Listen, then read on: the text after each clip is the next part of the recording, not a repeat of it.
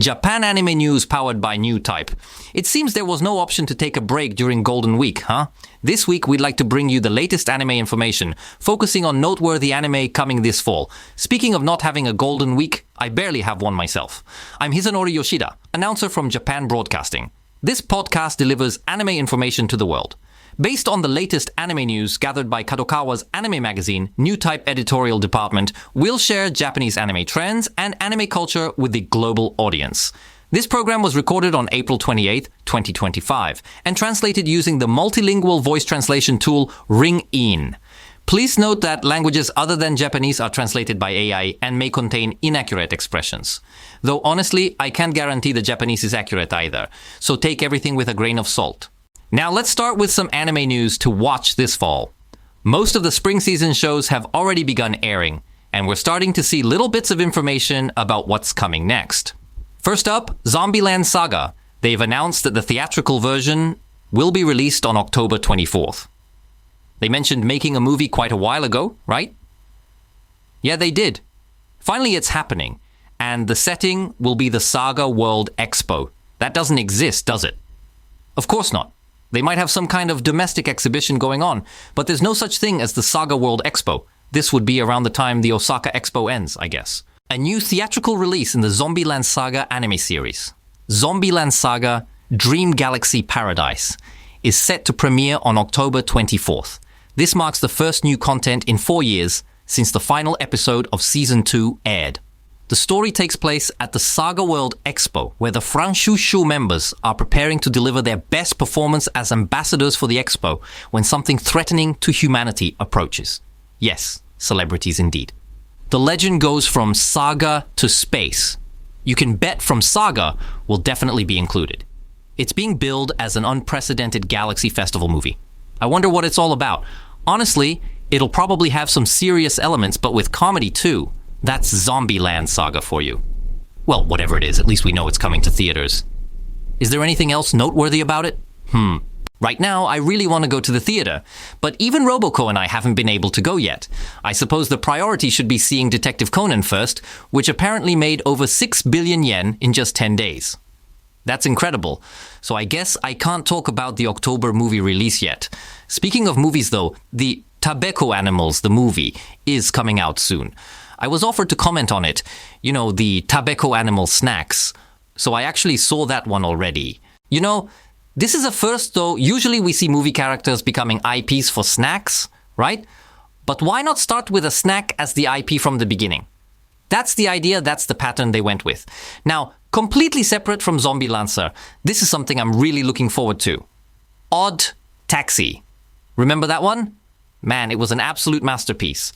And now we have Mugi Kinoshita and Kazuya Konomoto from Odd Taxi. Konomoto is originally a manga artist who's written works like Seituchikai, with incredibly realistic dialogue and masterful foreshadowing and payoffs. I should say manga artist, rather than screenwriter, to be more precise.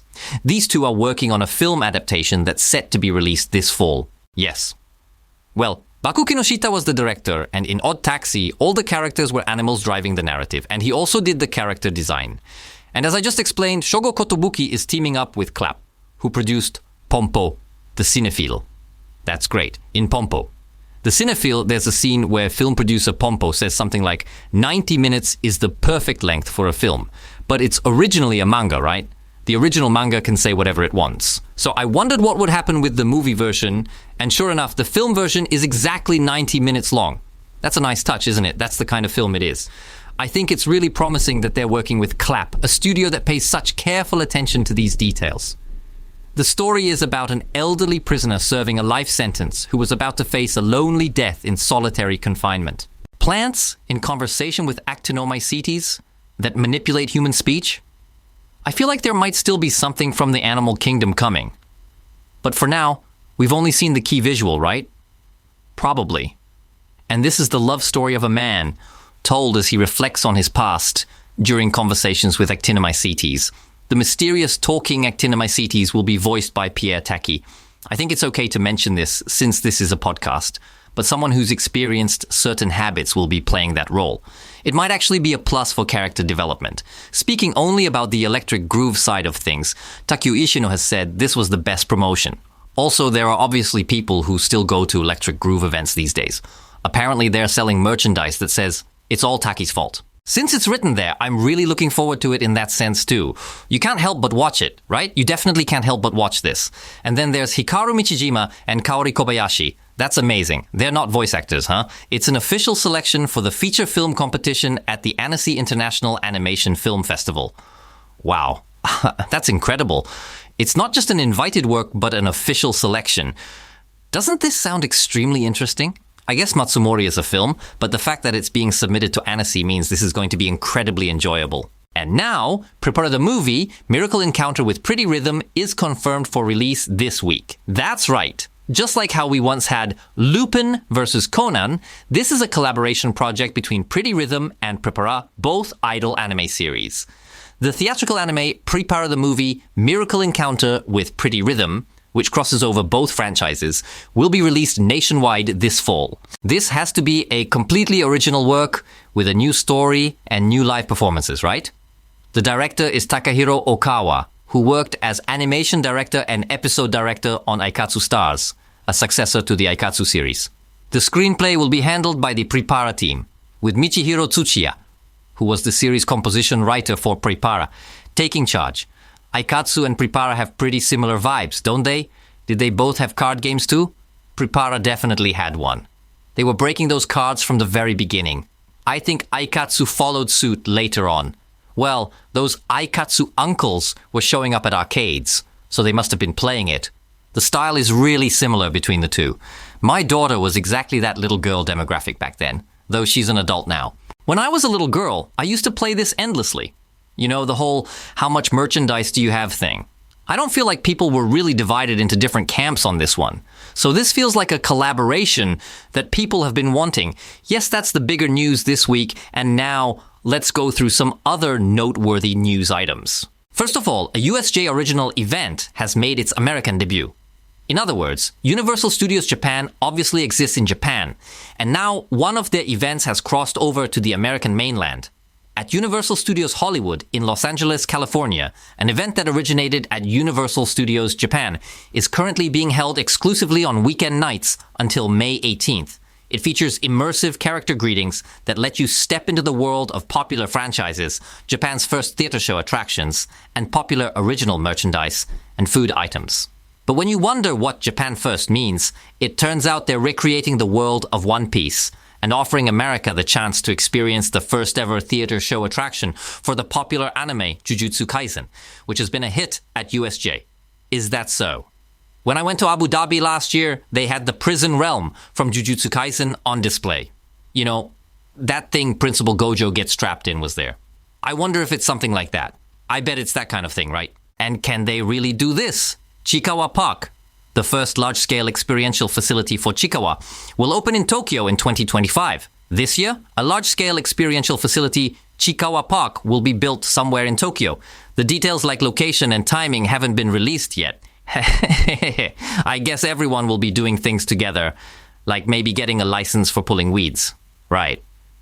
Basically, the world of Chikawa looks cute when you're watching it, but you wouldn't actually want to enter it, would you? I think that toxicity is one of the core elements of Chikawa's world. I wonder what they're going to do. Yeah, I wonder if everyone will be saying wow together.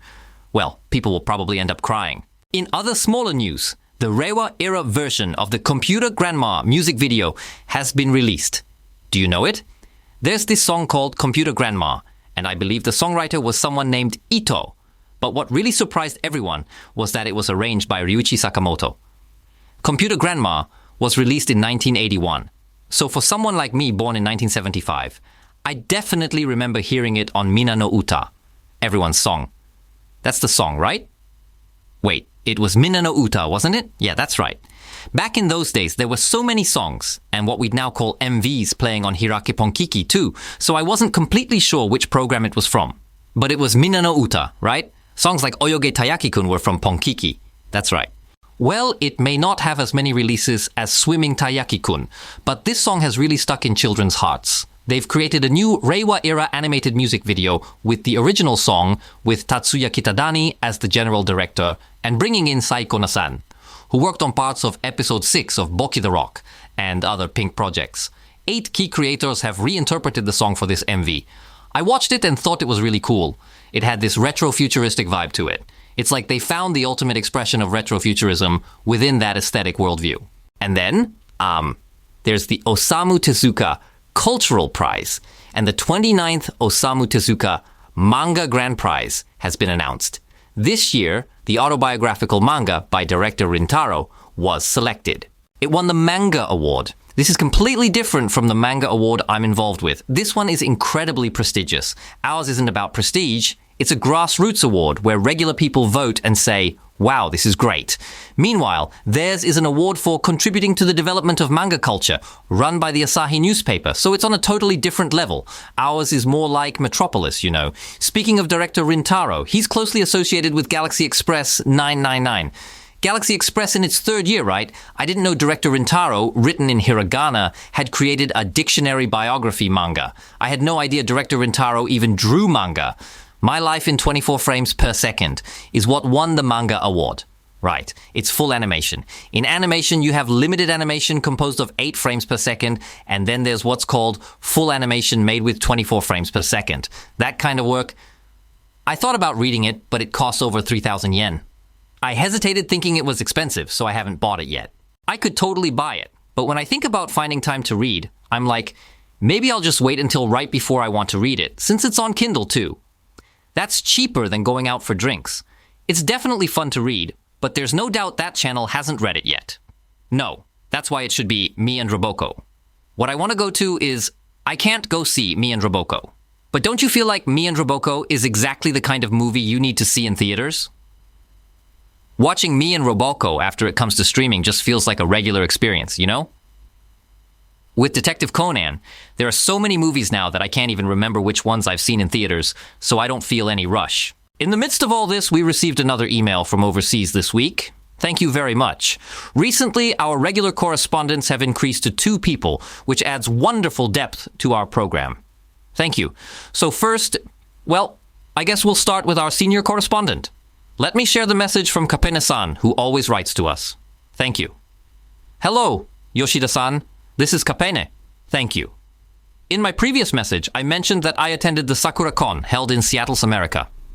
After hearing your comments, I can see that Amaki Sali-san's popularity is truly remarkable.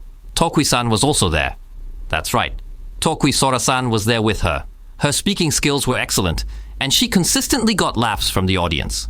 She seemed very comfortable interacting with the audience in this setting, and I was impressed by how Amaki-san could tell entertaining stories in both Japanese and English. I heard that according to Amaki herself, her personality is completely different in Japanese versus English.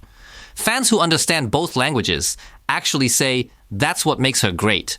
In her own words, her Japanese persona is lovely, while her English side is dark. I heard that the switch between languages is quite interesting. Apparently, she doesn't say anything particularly impressive in English. In Japanese, since it's not her first language, she shows a somewhat natural, cute side, but her English persona is apparently more like a typical internet user. So I think the quality of humor is different when she's filming in Japanese versus English, Amaki-san. Also, I mentioned there was a K-pop event, but I should add that there were dance classes, Gundam model kit sections, manga booths, and even American comic areas, so it was quite diverse. The cosplay I frequently spotted at this Sakura-con included many familiar anime characters like Pokemon and Dragon Ball, and for game-related cosplay, I saw Nintendo's Mario and Luigi too. I just unconsciously wrote Luigi, but I see Kapini-san has written Luigi as well. Maybe I've got that part a bit wrong. Anyway, in Tokyo, you see lots of foreigners dressed up as Mario and Luigi driving go-karts around. There's a service like that. This was as expected, but I was surprised by how many Frieren and the Apothecary Diaries costumes there were already. Recent shows seem to be quite popular. I wonder if Japanese events also tend to have more cosplays from newer works. I've noticed that everyone wants to cosplay from new series. Nico Nico Chokaigi was held this past weekend at the time of this recording, yesterday or the day before. Were there many Frieren cosplayers? I get it. I can understand why people would want to cosplay that character. Well, cosplay isn't necessarily just about doing what's trending. That's a separate thing. There's also something interesting about choosing unexpected characters, like, why are they cosplaying this now? Well, this is Why did cosplay emerge at Comiket? Well, it wasn't initially invited, but it naturally developed at these conventions. I think cosplay is meaningless unless people recognize what you're portraying. Since Comiket gathered people with the same interests in one place, it became the perfect venue for cosplay to have meaning. Back then, Comiket was the only place where people who would understand gathered.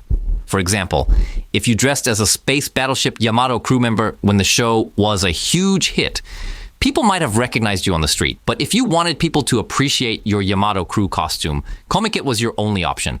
That's probably how cosplay at Comiket began.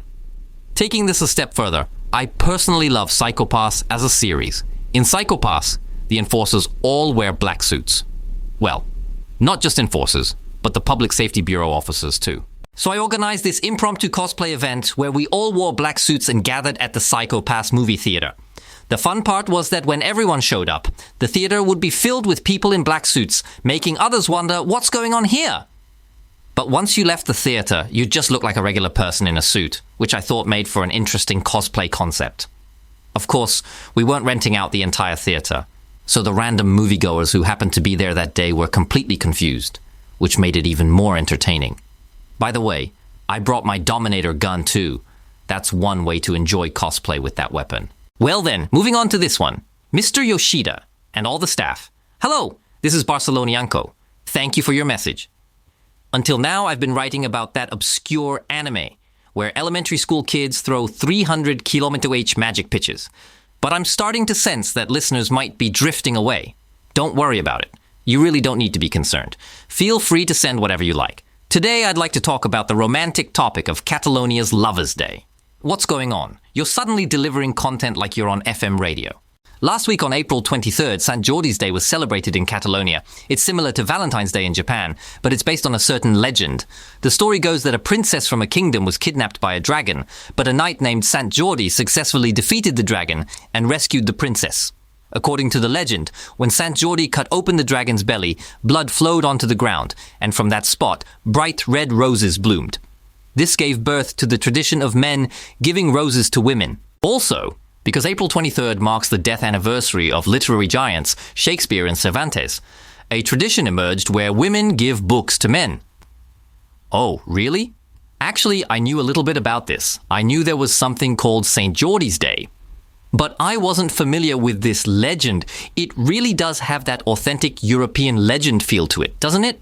Wow, that building decorated with red roses is in Spain? Or rather, Catalonia. So that's how they celebrate it. Interesting. Apparently, they randomly distributed the first volume of one of 6 popular manga titles from Afternoon magazine, including Medalist, Blue Period, and others. Oh, really? They also had advertising space at Shinjuku Station featuring characters holding bouquets of roses. I wonder if it was quite a success. Do you think St. Jordi's Day might become regularly celebrated in Japan from now on? I wasn't aware of that. When I was a kid, I actually knew a little bit about this because there was this campaign at bookstores. I think it was something where you collected points, or was it different? I believe it was like a lottery where you could win something. Yeah, I'm pretty sure there was something like that. When I was a child, if you bought books, you'd get lottery tickets. Wait, my memory's coming back a bit. It was for St. Jordi's Day, like a St. Jordi lottery. And since my dad would buy tons of books, we had these lottery tickets, and we actually won. It was like a 7-day trip to Rome, if I remember correctly. We won, but couldn't go ourselves, so my dad, who runs his own business, had one of his employees go instead. That's what I just remembered. I heard they were randomly distributing Volume 1 of 6 different manga series at Shibuya Mori, Kumatsu Gold, To Walk in Space, Skip and Loafers, Blue Period, Medalist, and One Dance. I already own all of them. Well, it's meant for people who aren't familiar with them yet. They come with exclusive book covers. In that case, I might have wanted to choose which one to get. No, it clearly states that reselling is strictly prohibited. Yes, indeed. I understand that there should be some kind of campaign for Book Day. That feeling makes sense. But this tradition of women giving books to men, I think it's actually nice, yeah. It's wonderful to receive a lot of books, isn't it? They reveal your interests, even when you own them. I actually give books and manga to people quite often. I wonder, though, is it annoying? No, it probably isn't. Though if they can't get interested in it, or if you give something too meaningful, that might not be good. Like if you gave someone a calligraphy practice notebook, they might think, hey, are you saying my handwriting is bad? That could happen. You know, when you say something like, here's some chocolate, there's a limit to how much a person can consume, right? No matter what. With books, though, there's no consumption limit or expiration date, so there's something nice about them being readable whenever people get around to it. But I wonder if doing this on a large scale would end up like APA hotels. Well, I mean, APA hotels just have those books sitting there, like The Law of Strong Fortune, or whatever they're called, just placed in the rooms. Anyway, I'm really grateful for these new customs from other countries. I feel like there must be things that only otaku from other countries do that we don't know about yet. Also, you know how there are definitely anime set outside of Japan, right? Right? I once went to Chile for my honeymoon, which isn't a common destination, going all the way to South America. I was told, you won't get more than a week off again in your 20s. And I was like, yeah, I guess that's true. Turns out I didn't get that much time off until my 40s. So when I got married, we decided to go to the other side of the world and went to Chile, where there's a place called Santiago, the capital of Chile. When I went there, every single otaku around me would only refer to it as the capital of the Federation forces. There was absolutely no sign of federal troops in San Diego, so that's definitely the place, right? I mean, how do they even manage without animate stores? Places like that. That's how Tokyo Otaku Mode became successful. There's this company called Tokyo Otaku Mode that collects Japanese anime information and merchandise and sells them online. And they've really made it big with that business model. There are examples like that. So with all that in mind, if you have any stories about things happening overseas or things that can only be done outside Japan, I'd love to hear them. When I went to Moscow years ago, I discovered they have a really strong tailoring culture there. And when I saw cosplayers in Moscow, Russian women are naturally very elegant, right? They were wearing such beautifully tailored costumes that some looked absolutely authentic, like this Mercury Lamp cosplay I saw. Rosen Maiden, yes, that's what I suddenly remembered. That's why whenever I go to overseas events, I'm always impressed. So please, I'd love to hear more international information from you all. When posting your thoughts on social media, please use the hashtag JAnime. If you'd like to email us, please send to janime1242.com. That's janime1242.com. We'll be back next week with the latest anime news. This is Hisanori Yoshida, announcer from Nippon Broadcasting.